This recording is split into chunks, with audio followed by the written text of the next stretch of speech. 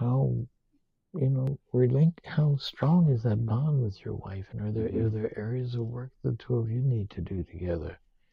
What's happening there? Do you all love each other's company? Yeah. I feel like our life is set up in a way that's we've set it up where we are not prioritizing our relationship. Mm-hmm.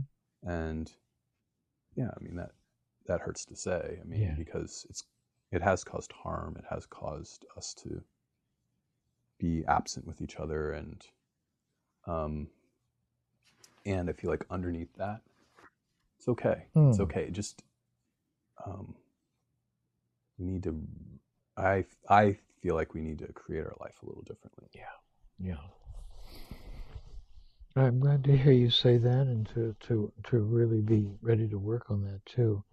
It's a really important theme. Having children close together early in your life. I know I experienced the same thing. I had 3 children very soon after my marriage. And the marriage did suffer at that point. And only later, did we really recognize it, and it's better than ever now. So what you're saying rings very...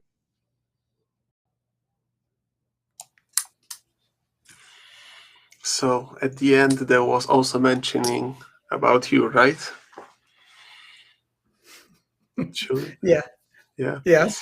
So what I noticed, as he mentioned at the end, that your father seems to be very open with his own personal experiences, and he really engages in conversation, like fully, not only as a psychotherapist, as a professional, but also as a human being. And that's I find it very unique, and he seems to be he has a lot of comfort and a lot of security in sharing his own personal details. Of course, I suspect that in a way that is always beneficial to the client. Well, there's a lot there, and seeing him when he was, I don't know, that was around 8 years ago or so. And he's alive. He's 93, 93. Mm-hmm. And he's not as vital as he was then, and his memory's not as good. So it's emotional just to see him in that state. Mm-hmm. But back to the therapy. Yeah, I mean, my father, he's been a big proponent of the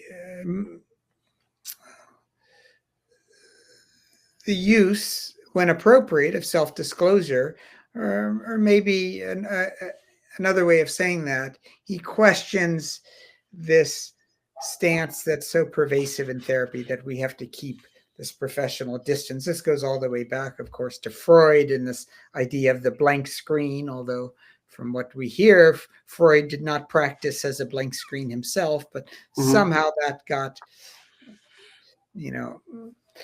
into the habits of therapists back from psychoanalytic days, and even people who practice very different forms of therapy.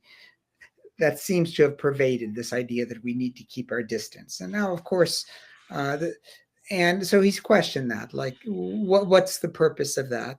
And is there judicious, maybe that's the word I was looking for, judicious use of self-disclosure?